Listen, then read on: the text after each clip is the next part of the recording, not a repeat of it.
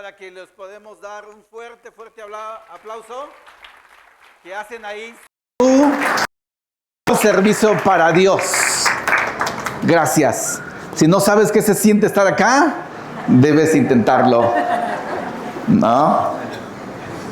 Bienvenidos. Estamos en el año de Experimenta las Conexiones y al inicio del año se les entregó a cada uno un flyer como este.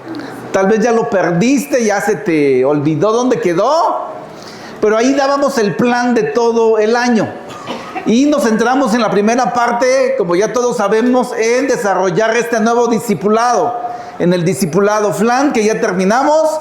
Así que exige, pide, clama, lo que tengas que hacer para practicar este discipulado. Pero también dentro de este plan hay otras cosas. Y dentro de este plan está que podamos estudiar finanzas espirituales, finanzas eternas, finanzas con Dios, como en una iglesia.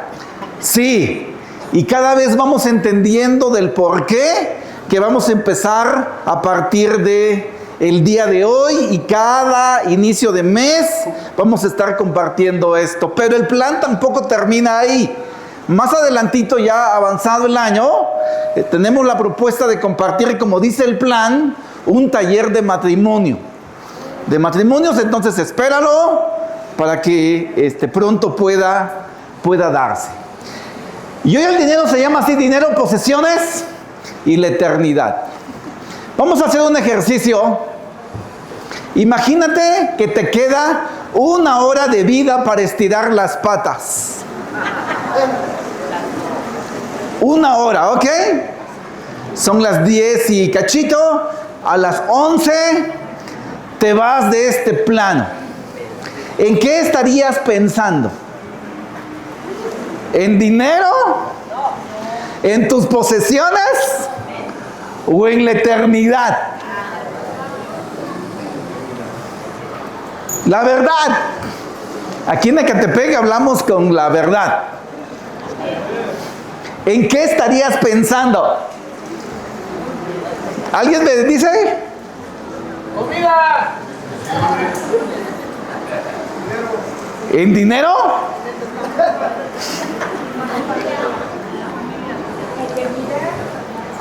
Casi siempre, 99.9, pensamos en la eternidad. ¿Pero por qué en la última hora? De eso se trata esta serie de estudios que vamos a hablar, y cómo el dinero y las posesiones sí tienen una relación profunda con la eternidad. Y estamos basados en este libro que se llama justamente así: Dinero, Posesiones y la Eternidad. Y algo que me encanta mucho de este autor es que no es un autor financiero, sino es un teólogo que encontró en la Biblia sustancias, escrituras muy profundas de cómo está ligado el manejo del dinero, la preocupación de nuestro corazón por el dinero, directamente con salvación y con eternidad. Como ni siquiera lo hubiéramos imaginado. Es una reflexión profunda sobre el valor de las riquezas terrenales y el valor eterno que tiene eso. Que tus finanzas tengan un propósito eterno. Pero si Dios no me va a preguntar eso, ¿a Él qué le importa cómo gasto el dinero? ¿Será que no le importará? De eso vamos a hablar. Imagínate que estamos en 1455 y la Biblia jamás se ha impreso. Ok, no sé si sepan en la actualidad que para que una editorial pueda aceptar imprimir tu libro, tiene que ser algo atractivo, algo que venda. ¿Sabías eso? Difícilmente una editorial va a invertir en publicar un libro de alguien que le meta miedo a la gente. Pero estamos 1 año antes de que la Biblia se imprimiera, y lleva la Biblia, Dios en este caso, que fue quien la escribió, la lleva a la editorial y le dice, oye, eso no va a vender. ¿Por qué? Porque hay 2300 versos en la Biblia que hablan del dinero y posesiones. Ah, ok, tal vez sí, ¿cómo volverse ricos? Bueno, más del doble de lo que se habla de fe y de oración juntas, se habla del dinero. 15% de las palabras de Jesús fueron dedicadas a hablar del dinero. Ah, eso me gusta porque va a hablar de hacerme rico y que Dios me bendiga. No, interfiere y confronta nuestras vidas. No, eso no vende, cámbiale. Nos hace sentir culpables muchas veces por no llevar esas finanzas de acuerdo al corazón de Dios. Entonces nos preguntamos, ¿qué no debería hablar la Biblia solo de gracia, de amor, de confianza y de fraternidad? ¿Qué no debería hablar de eso, de amor al prójimo? ¿Qué no el uso que hagamos con el dinero es algo personal? ¿A Dios qué le importa? ¿Le importará? Por eso, mis hermanos y amigos que hoy nos acompañan, es tan importante este tema que cada año compartimos, ¿verdad? Este tema. Y tú esperarías, o Dios esperaría, que al llevar tantos cursos cada año, nosotros ya hubiéramos aprendido y ni uno de aquí ya tiene deudas, ¿verdad? Ya nadie tiene deudas aquí. Nadie lucha con posesiones, le dedicas más tiempo a tu familia que a trabajar. ¿Es así? Por eso seguiremos insistiendo en esto, cada vez. Ok, ¿por qué no mejor publicar un libro millonario en 7 minutos? Vende más eso, ¿no? No, la Biblia y Dios quiere esto. ¿Por qué es importante el tema del dinero para Dios? Todas las guerras, mis hermanos, cada nuevo gobierno, cada nuevo partido que hay en los países, ¿tú piensas que es por el bienestar de los ciudadanos de ese país? ¿Por qué crees? Por dinero, por poder. No sé si lees noticia, pero ahorita el gobierno de Trump está muy interesado en las democracias latinoamericanas, ¿verdad? Dice Putin, si yo intervengo en Ucrania es invasión, pero si Trump toma Venezuela es liberación. Bueno, nada más como comentario, ¿eh? No, temas políticos no. Pero el tema es esto, porque el Dios de la gente es el dinero. Aún en México, que hay una religión tradicional que impregna en un porcentaje grandísimo, y todos pensamos, no, es que México es guadalupano. No, el Dios del mexicano, ¿sabes cuál es? El dinero. ¿Le importará a Dios? Dios compite por nuestro corazón, por las posesiones, en cada instante de nuestra vida. Y es tan fácil desviarnos. Por eso quiero compartirte esto el día de hoy. Y hoy te compartiré la introducción. Ahí en Mateo 6:24, en la versión BTX, que es la más cercana al griego original, dice: ninguno puede servir a dos señores, porque aborrecerá al uno y amará al otro, o se apegará al uno y menospreciará al otro. No podéis servir a Dios y a Mamón. ¿Ok? No es una grosería, ¿ok? O riquezas. La Biblia es muy clara. Ninguno puede servir a dos amos, ¿verdad? En la antigüedad, dos amos casi nunca compartirían esclavos. Si tú ya eras esclavo de alguien, un amo no te tomaba. Pero cuando lo hacían, siempre llevaba intereses divididos. Es muy claro. Ninguno, nadie de aquí podemos hacer eso, aunque lo hemos pensado que sí.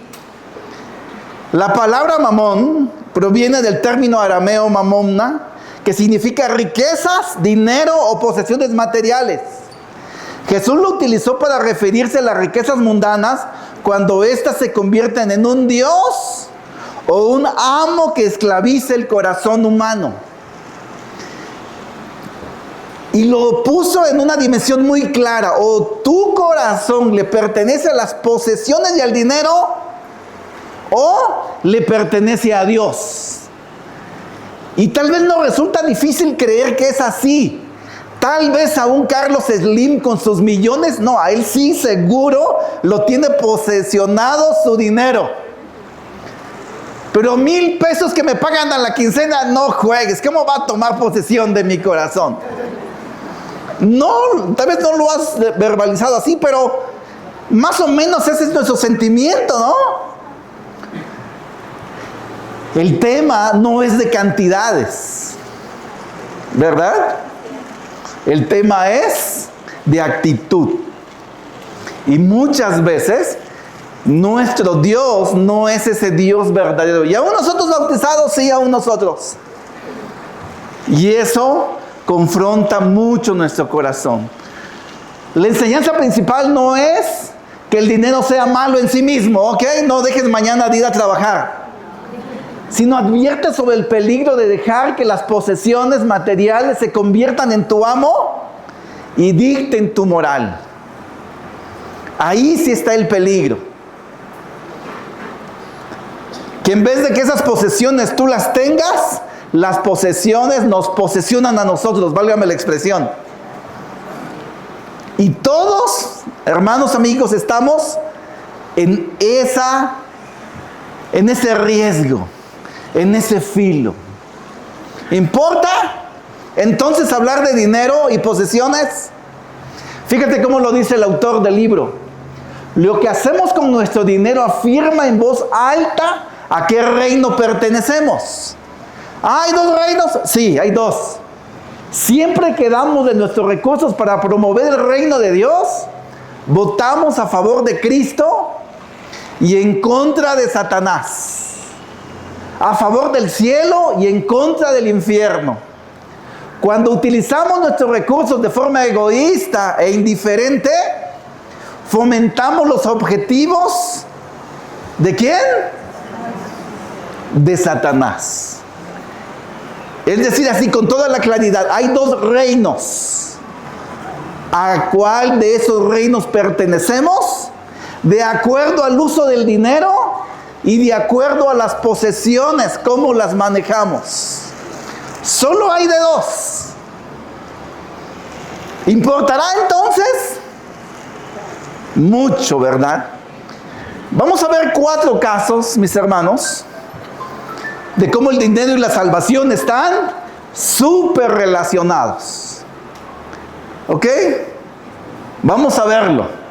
Y tal vez tú y yo tengamos el sueño, como este señor que está aquí, que cuando estiremos las patas, nuestro ataúd sea una cama de billetes. Y como pasas la mayor tiempo del tiempo pensando en dinero, pues también vamos a estar ahí pensando en eso, ¿no? Vamos a ver cómo está relacionado esto. Primer caso, Lucas 19:7. Al ver esto, todos empezaron a murmurar: ha ido a hospedarse con un pecador. Pero Zaqueo dijo resueltamente: mira, Señor, ahora mismo voy a dar a los pobres la mitad de mis bienes, y si en algo he defraudado a alguien, le devolveré 4 veces la cantidad que sea. Hoy ha llegado la salvación a esta casa, le dijo Jesús, ya que este también es hijo de Abraham, porque el Hijo del Hombre vino a buscar y a salvar lo que se había perdido. Te cuento, Zaqueo era un cobrador de impuestos, pero no cualquiera, sino era un jefe de cobradores de impuestos. Y estas personas eran consideradas unos rateros de cuello blanco. ¿Te suena algo? ¿No? Pero dejó sus negocios un día, supo de Jesús. Cuando va a Jericó, se sube a un árbol. Y lo impresionante es que Jesús lo ve de ahí y lo llama. Y la reacción de las personas es: se ha ido a hospedar en casa de un pecador. ¿Eso era cierto o mentira? No, era un campeón de los pecadores, ¿verdad? Pero más impresionante aún, la reacción que él tuvo ante la invitación de Jesús. ¿Qué vemos aquí? Que él no dijo: Jesús, perdono con los que tenga rencores, ¿verdad? Voy a perdonar a mi esposa que me fue infiel. Digo, no sé si le había sido infiel, pero supongamos, ¿verdad? ¿En qué se mostró su arrepentimiento? En desprenderse de lo material. ¿Ves cómo está ligada la salvación y la respuesta a la salvación? La respuesta de Jesús fue: hoy ha llegado la salvación a esta casa. Y también tan claramente había llegado que su respuesta lo demuestra, ¿verdad? Haciendo cuentas, dicen que si él cumpliera esto de dar 4 veces más a quien había defraudado, él se iba a quedar con 1/4 parte de lo material, pero con el 100% de lo espiritual. ¿Por qué? Porque se iba a quedar con Jesús. ¿Está ligada a la salvación? Muchísimo. Caso 2, Mateo 19:16. Sucede que un joven se acercó a Jesús y le preguntó: Maestro, ¿qué es lo bueno que debo hacer para obtener la vida eterna? Si quieres entrar en la vida, obedece los mandamientos.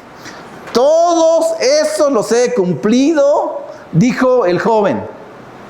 ¿Qué más me falta? Jesús respondió: si quieres ser perfecto, anda, vende lo que tienes y dáselo a los pobres y tendrás tesoro en el cielo. Luego ven y sígueme. Cuando el joven oyó esto, se fue triste porque tenía muchas riquezas. Les aseguro, comentó Jesús a sus discípulos, que es difícil para un rico entrar en el reino de los cielos. De hecho, le resultará más fácil a un camello pasar por el ojo de una aguja que a un rico entrar en el reino de Dios. No sé si sepas, pero este es el relato llamado del joven rico. ¿Ok? Muchos lo hubieran querido tener de yerno. Era joven, apuesto, había cumplido todas las ordenanzas de la ley, ¿verdad? En el ministerio de solteros, este estaría bien cotizado. El yerno perfecto, ¿verdad? Y lo que él quería era aprobación. Y Jesús se metió con su corazón para salvación. ¿Y qué le dijo Jesús? Perdona, confía en Dios, ora más, lee la Biblia, ven a las reuniones. ¿Qué le dijo Jesús? Entrega tu corazón a Dios y deja de que las posesiones sean tu Dios. Eso fue lo que le dijo. Claramente vemos quién tenía la posesión del corazón de este joven. ¿Quién lo tenía? El dinero, ¿verdad? Y cuando Jesús lo llama salvación, se quedó ahí con su tesorito, ¿verdad? ¿Qué vemos en común en los dos casos? ¿Qué vemos? Jesús juzgó la realidad de la salvación de ambos por la forma como veían el dinero y las posesiones. En ambos casos. Con Zaqueo se fijó en su disposición para ser desprendido. El joven rico se fijó en su riqueza, en su resistencia a desprenderse de su riqueza. Tal vez nosotros lo hubiéramos evaluado de manera diferente. Zaqueo de yerno no, porque es ratero. El joven rico sí, porque es perfecto. Pero Jesús no lo evaluó conforme a nuestros valores. Vemos la relación que hay de salvación, arrepentimiento y dinero. Caso 3. Lucas 3:7 y unos versos más. Muchos acudían a Juan para que los bautizara. Camada de víboras, les dijo. Espero que a nadie le den la bienvenida aquí en la iglesia así. Hola, camada de víbora. No, Juan así acostumbraba a dar la bienvenida. ¿Quién les advirtió que huyeran del castigo que se acerca? Produzcan frutos que demuestren arrepentimiento. Entonces, ¿qué debemos hacer? Le preguntaba a la gente. El que tiene 2 camisas debe compartir con el que no tiene ninguna, les contestó Juan. Y el que tiene comida debe hacer lo mismo. Llegaron también unos recaudadores de impuestos para que los bautizara. Maestro, ¿qué debemos hacer nosotros?, le preguntaron. No cobren más de lo debido, le respondió. ¿Y nosotros qué debemos hacer?, le preguntaron unos soldados. Y les dijo, no extorsionen a nadie ni hagan denuncias falsas. Más bien, confórmense con lo que les pagan. Aquí no fue Jesús, aquí fue Juan el Bautista. Los llamó a algo muy claro, a arrepentirse, ¿verdad? Y les dijo, demuestren, hagan frutos que demuestren que estén arrepentidos. Honestamente, ¿tú qué esperarías cuando a alguien lo llaman a arrepentimiento? Nuevamente las frases que aquí te he dicho, perdona, ¿verdad? Perdona, confiesa tus pecados, ama a tu esposo. Y no es que eso no sea arrepentimiento, ¿ok? Ama a tu esposo, respétalo, ¿ok? Toma el liderazgo, hombre, en tu casa, eso está bien. Pero me impresiona qué es lo que Juan les dice. ¿Con qué se mete? En los frutos de arrepentimiento. Con las posesiones, ¿verdad? ¿Por qué? Porque desde aquel tiempo y hasta ahora, si Dios no tiene el corazón de un hombre, de una mujer, ¿quién lo tiene? El dinero. ¿Ok? Y dijera mi mamá, gusto me diera que fuera por mucho, ¿no? Pero a veces ni siquiera es por eso. Luego le dice a los demás, ¿nosotros qué debemos hacer? No cobren más de lo debido. Nuevamente el corazón, ¿no? Expuesto ahí a los soldados, tal vez se parecían a los policías mexicanos, no extorsionen. Confórmense con lo que les pagan. ¿En dónde se metió Jesús? Con el dinero. Juan, aquí en este caso, hablando de salvación. Cuarto caso. Hechos 19, 18 al 20. Muchos de los que habían creído llegaban ahora y confesaban públicamente lo que habían hecho. Un buen número de los que practicaban la hechicería juntaron sus libros en un montón y los quemaron delante de todos. Cuando calcularon el precio de aquellos libros, resultó un total de 50,000 monedas de plata. Así la palabra del Señor crecía y se difundía con poder arrollador. Este es un caso en la iglesia en Éfeso. Gente confrontada viendo el poder de Dios y por iniciativa propia arrepintiéndose. ¿Cómo mostraron su arrepentimiento? Desprendiéndose de sus posesiones valiosas monetariamente. En aquel tiempo, imprimir un libro era carísimo, eran rollos. Se desprendieron. No dijeron, vendámoslo y démosle a los pobres. Sería una buena causa, ¿verdad? Me desprendo y doy una ofrendota a Dios.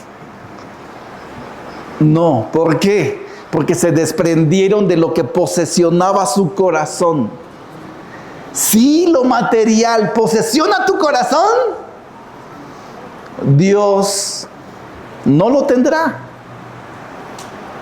¿Verdad? No lo tendrá. Es que puedo tener 50 y 50. La escritura de Mateo. No se puede servir a dos amos. Yo sí puedo, yo sí he podido. ¿De veras? Yo sí. No, decimos que sí, pero la realidad es que no. ¿Qué vemos en esos dos últimos casos? A Juan nunca le preguntaron sobre el dinero o posesiones, pero su respuesta fue respecto a eso. Los libros de brujería valían 50,000 jornales. Hicieron una equivalencia y es a razón de $6 millones. ¡Wow! De ese tamaño fue su arrepentimiento, ¿verdad? Pero no, tú no puedes decir que el dinero me esté posesionando a mí. Sí, yo puedo decir eso. Tú también, pero ¿qué pensará Dios verdaderamente de nosotros? En ambos casos, la evidencia del verdadero arrepentimiento estaba ligado al desprendimiento del dinero y posesiones. Por lo tanto, mis hermanos, la falta de arrepentimiento está conectado a dinero y a posesiones. ¿Cómo funciona esto? Tú y yo nos bautizamos, ¿verdad? Hermanos en la iglesia, ¿verdad? Un día, ¿verdad? Y si no, y vienes, pues necesitas arrepentirte y bautizarte, porque no has tomado el regalo de Jesús por tu vida.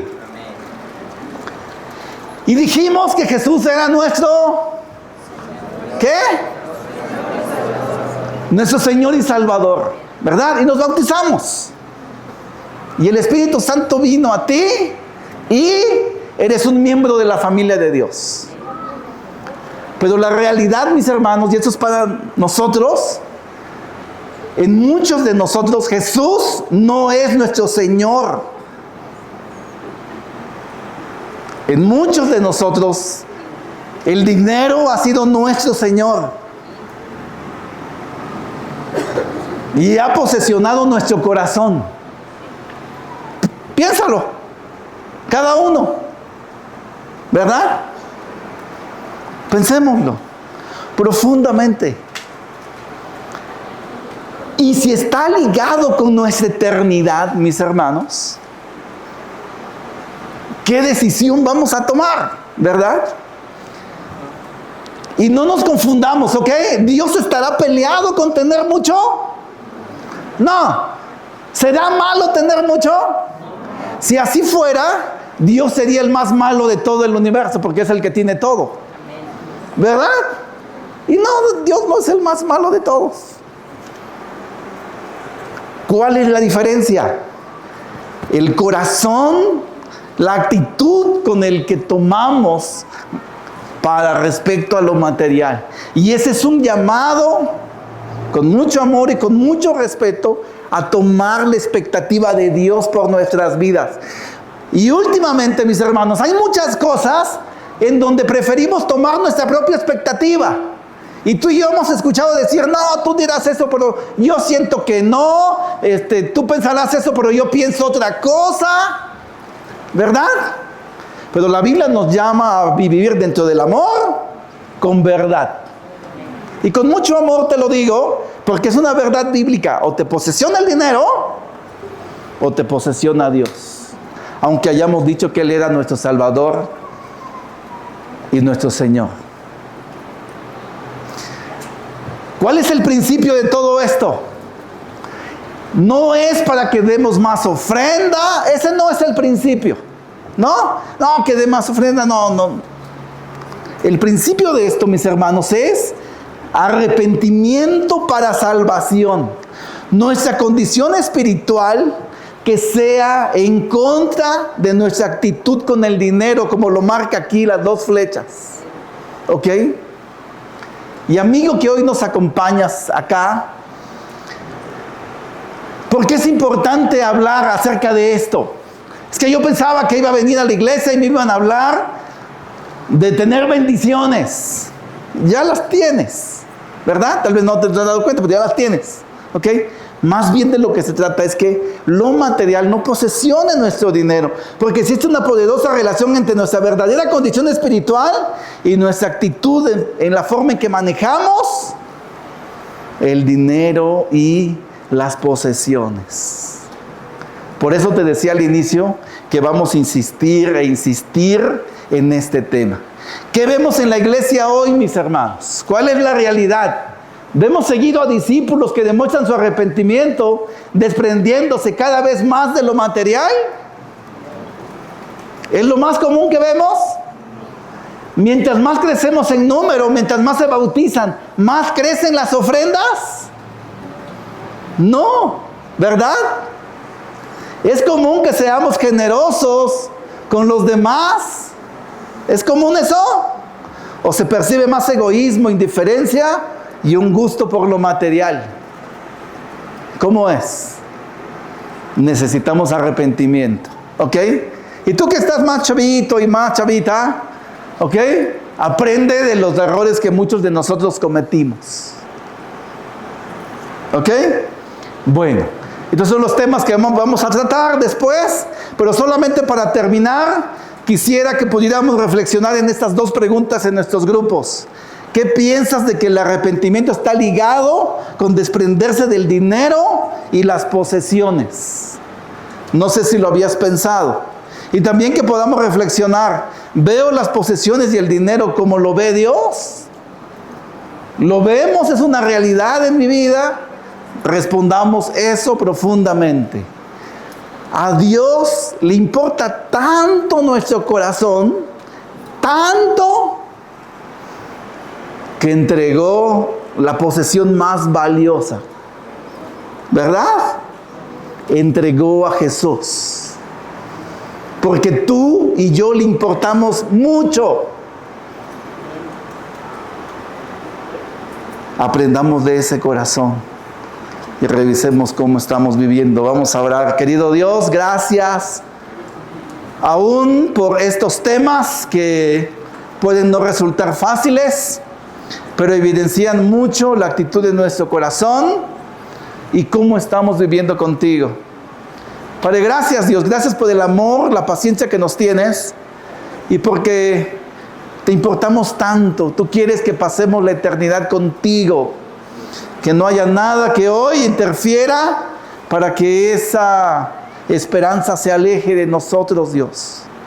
Padre, para nuestros amigos, te oro, Padre, que sus corazones, Dios, puedan entender si hay más, Dios, de lo material que pueda tenerlos posesionados, que haya también esa actitud, Dios, de renunciar y de buscar en ti la esperanza que a veces creemos encontrar, Dios, en lo material. Jesús, gracias por enseñarnos el camino a desprender y entregar todo. Es fe, es confianza en ti, Dios.